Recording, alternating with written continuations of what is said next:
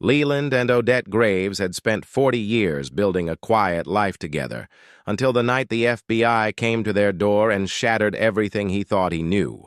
As agents cuffed his wife and called her Marjorie Pellman, Leland's world crumbled. The woman he had loved, trusted, and grown old with wasn't who she claimed to be. And as he uncovered the truth, he realized he had spent his entire marriage sleeping beside a fugitive. Leland Graves had always considered himself a lucky man. He had spent the last 40 years in what he believed was a strong, loving marriage to his wife, Odette. Their life together was simple, but fulfilling. The kind of quiet existence people dream of after decades of hard work. They lived in a modest but well-kept house on the outskirts of a small town in Indiana where everyone knew their names. Leland, a retired school principal, spent his days tending to his garden, chatting with neighbors, and visiting the local diner every morning for a cup of black coffee. Odette, his ever-patient and devoted wife, filled their home with warmth. She baked pies for the church, volunteered at the library, and sent birthday cards to every neighbor on their street. To Leland, their life was perfect because it was predictable. Every morning, Odette would hum softly while making breakfast, always setting out his favorite mug before he even sat down. On Sunday afternoons, they would take slow walks by the lake, reminiscing about old memories. They had no children, but they had each other, and that had always been enough. If anyone had asked him, he would have said with confidence that he knew Odette better than he knew himself. But everything changed in a single moment. It was just past 7 in the evening when Leland heard a firm knock on the front door. He wasn't expecting anyone. Their visitors were usually neighbors who didn't bother knocking, just letting themselves in with a quick, "It's just me!" This knock, however, was different. Sharp, deliberate, and unsettling. He sat down, his newspaper, and made his way to the door, feeling an unexpected tension in his chest. When he pulled it open, the sight before him sent a shiver down his spine. Standing on the porch were 2 men in dark suits, their expressions severe. Behind them, parked on the street, was a black SUV with tinted windows. Even before they spoke, Leland felt something was wrong. "Mr. Graves?" one of them asked. His voice was calm but carried an unmistakable authority. "That's me," Leland replied cautiously. The agent reached into his pocket and pulled out a badge, holding it up for Leland to see. "We're with the FBI. Is your wife home?" Leland blinked, the words not quite registering. The FBI? His wife? He felt his throat tighten as confusion flooded his mind. "Yes, she's here," he said slowly, turning his head toward the living room, where Odette sat knitting by the fireplace. She hadn't looked up when the knock came, but now she was watching the doorway, her hands frozen mid-stitch. Leland noticed something strange in her expression, something he had never seen before. It wasn't confusion or curiosity. It was fear. For a long moment, no one moved. Then one of the agents spoke again. "We need to speak with her." Leland stepped aside, his heart pounding as the 2 men entered the house. He turned to Odette, expecting her to say something, to demand an explanation, to react in any way. But she didn't. She simply set her knitting aside, exhaled softly, and stood up. "What is this about?" Leland asked, his voice edged with unease. Neither agent answered right away. Instead, they looked directly at Odette. One of them spoke a name Leland had never heard before. Marjorie Pellman. The room felt suddenly smaller, the air heavier. Leland turned to his wife, expecting her to laugh at the ridiculousness of it, to tell them they had the wrong person. But she didn't. Instead, she closed her eyes for the briefest moment, then looked directly at the agents. "I suppose this was inevitable," she said quietly. Leland's stomach twisted. His wife, his Odette, spoke those words with a calmness that sent ice through his veins. In that moment, he knew with absolute certainty that something was terribly, terribly wrong. Leland stood frozen in place, his mind struggling to make sense of what he had just heard. Marjorie Pellman. The name meant nothing to him, but the way Odette reacted told him everything. She hadn't denied it. She hadn't laughed it off or demanded an explanation. She had simply accepted it, as though she had known this day would come. The agents moved with precision, stepping forward as one of them reached into his pocket and pulled out a set of handcuffs. Leland flinched at the sight of them. This wasn't real. This couldn't be real. Odette, his wife, his partner for 4 decades, was being treated like a criminal. "We have a warrant for your arrest," the agent stated firmly. "You are being taken into custody on federal charges related to armed robbery, conspiracy, and evading law enforcement." Leland's breath caught in his throat. Armed robbery? Conspiracy? His mind raced through every moment he had spent with Odette, trying to find even the slightest hint that she had been hiding something like this. But there was nothing. For 40 years, she had been the picture of kindness and generosity. She had baked cookies for neighborhood kids. She had knitted blankets for newborns. She had spent countless hours helping others without ever asking for anything in return. The idea that she was some kind of fugitive, wanted by the FBI, was impossible to comprehend. Odette did not resist. She simply extended her hands, allowing the cold steel cuffs to snap around her wrists. Her expression remained calm, but there was something behind her eyes, something Leland had never noticed before: resignation. As if she had been waiting for this moment, carrying the weight of it for longer than he could have imagined. "Odette," Leland finally managed to say, his voice weak and trembling. "Tell them they're wrong. Tell them this is a mistake." She turned to him then, her lips pressing together in a small, sad smile. But she didn't say anything. The agents guided her toward the door, their movements efficient and professional. But to Leland, it felt brutal. He watched helplessly as they led her outside, where more agents waited beside the black SUV. Neighbors had already started gathering on their porches, their faces painted with curiosity and disbelief. Whispers floated through the air. Leland followed them to the front step, his body moving on instinct. "Wait!" he called, his voice breaking. "Where are you taking her?" "She'll be processed at the Federal Detention Center," one of the agents replied. "We advise you to contact a lawyer." A lawyer.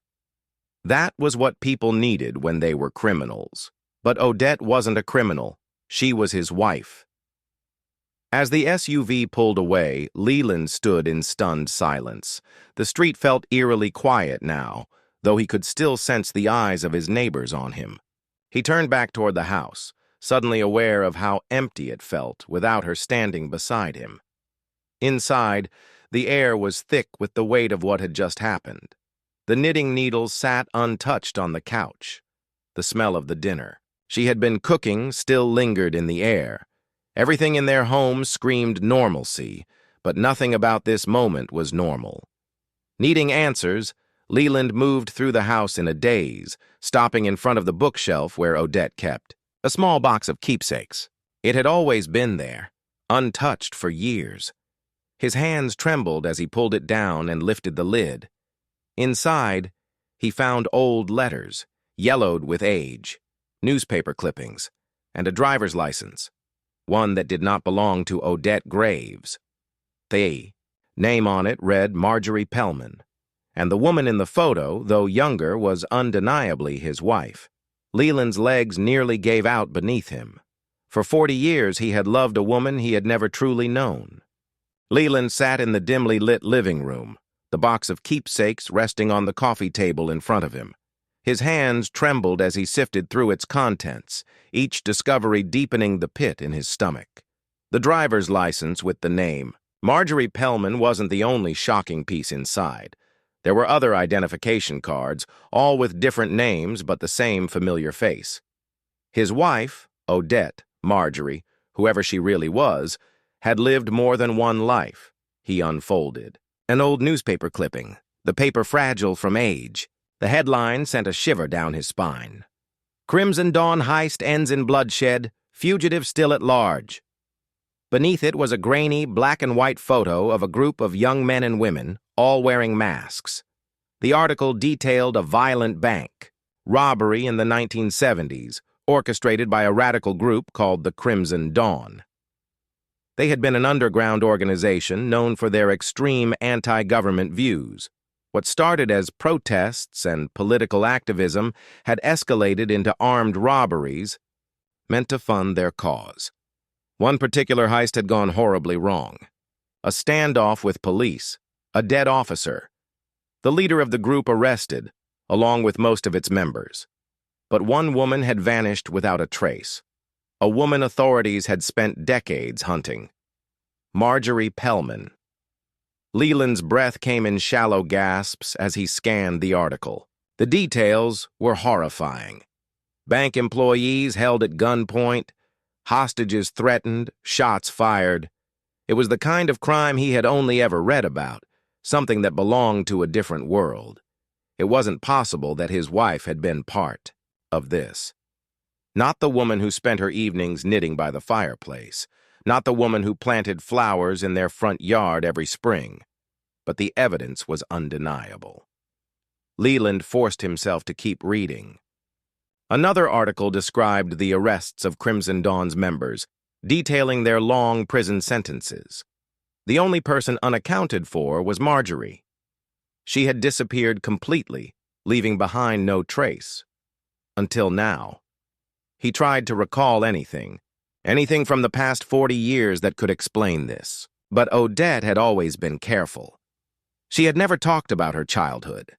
Whenever conversations drifted toward the past, she would skillfully redirect them. At the time, he had thought nothing of it. He assumed she had a painful past, something best left buried. After all, didn't everyone have things they didn't want to talk about? But now he saw it for what it was.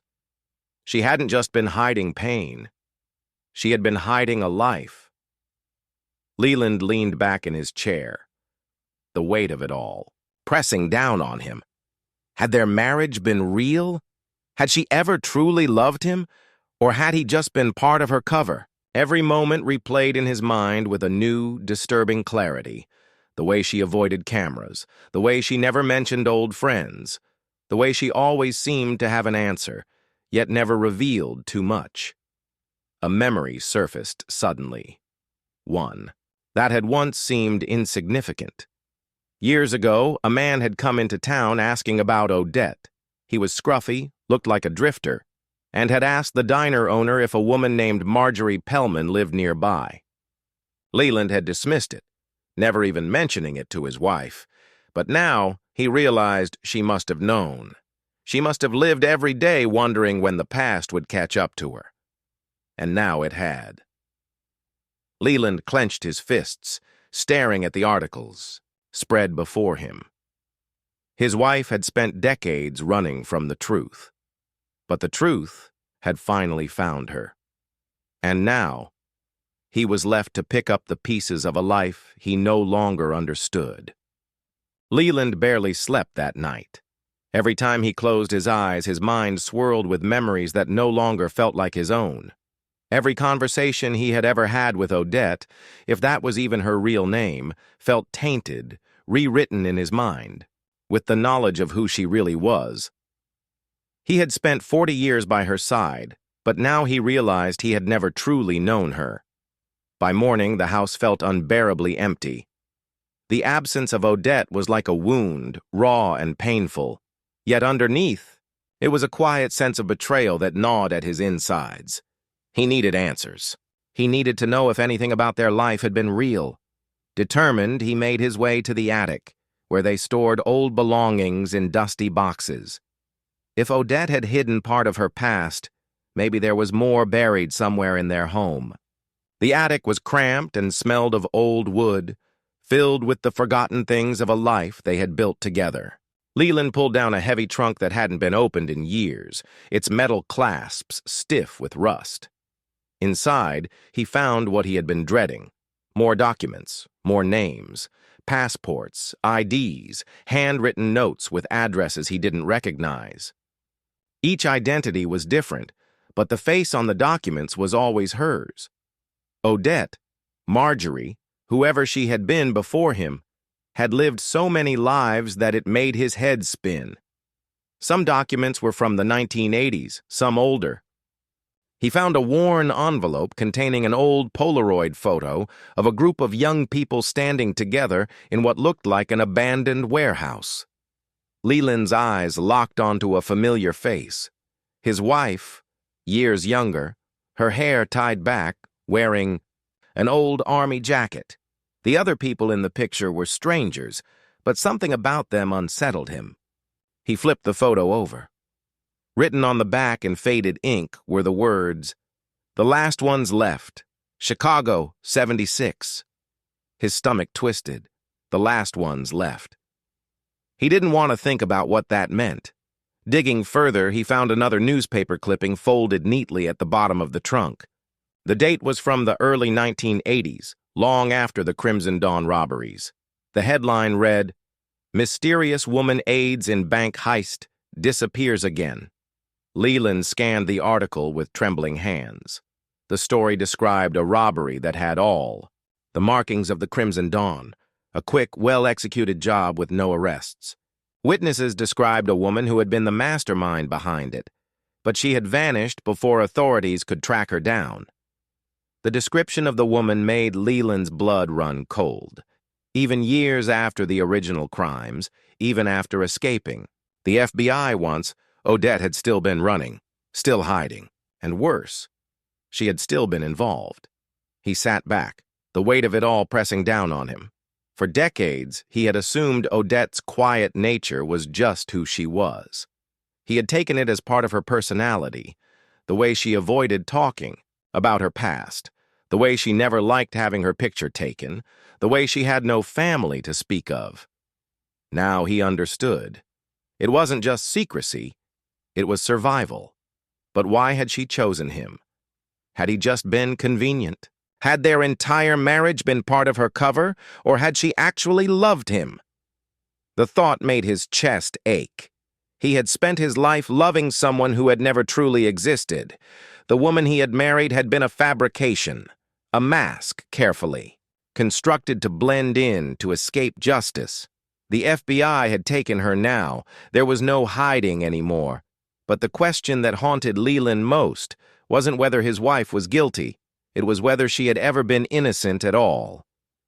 Leland spent the next few days in a daze. The house, once so full of warmth, now felt like a hollow shell. Every object, every framed photograph, every carefully folded blanket seemed like part of a carefully constructed lie. The life he had, built with Odette, Marjorie, whoever she was, had been nothing more than an illusion. The FBI had taken her, and he had no way of knowing what would happen next. He avoided the phone, knowing reporters or curious neighbors might call. He ignored the news, afraid of what headlines might confirm the truth he wasn't ready to face. Instead, he sat in silence, staring at the documents, photos, and newspaper. Clippings spread across the coffee table. He read them over and over, as if some hidden detail might reveal that this was all a mistake.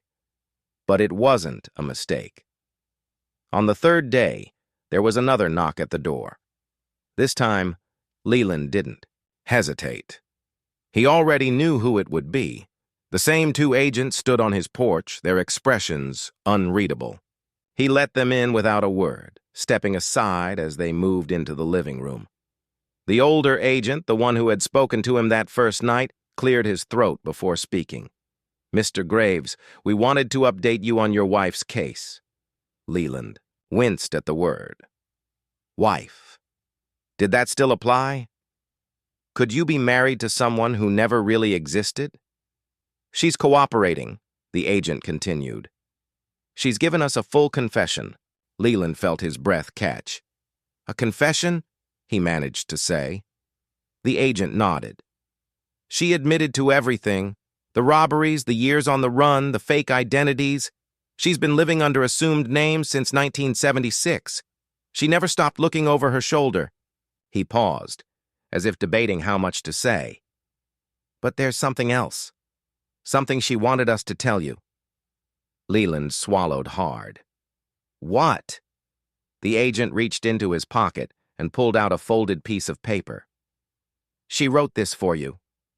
Leland's hands shook as he took the letter. The agents didn't stay. They gave him a nod and left without another word. The door clicked shut behind them, leaving Leland alone with the weight of what was in his hands. Slowly, he unfolded the paper. Leland, by the time you read this, you'll know the truth, or at least the parts of it I could never bring myself to say. I won't ask for forgiveness. I don't deserve it. I lied to you for 40 years. I built a life on a foundation of deception, and yet somehow you made it real for me. You were the only thing in my life that wasn't a lie. I was never meant to be the woman you married. I was meant to keep running, keep hiding, but then there was you. And for the first time in my life, I wanted to stop running. I wanted a quiet life, a simple life, a life where I could be someone good. And for a long time, I let myself believe that was possible, that I could bury Marjorie Pellman forever. But the past never stays buried, does it? I wish I could undo the hurt I've caused you. I wish I could go back and tell you the truth from the beginning, but I was a coward, I was selfish, and now you have to live with the weight of my mistakes. I don't know what will happen next. I don't expect mercy, but I need you to know one thing, and if nothing else, I hope you believe this. You were the only real thing in my life, and I loved you. I still love you. I'm so sorry. Odette. Leland read the letter 3 times before his vision blurred with tears. She had lied. She had deceived him. But had she loved him? He would never truly know. And that was the cruelest truth of all.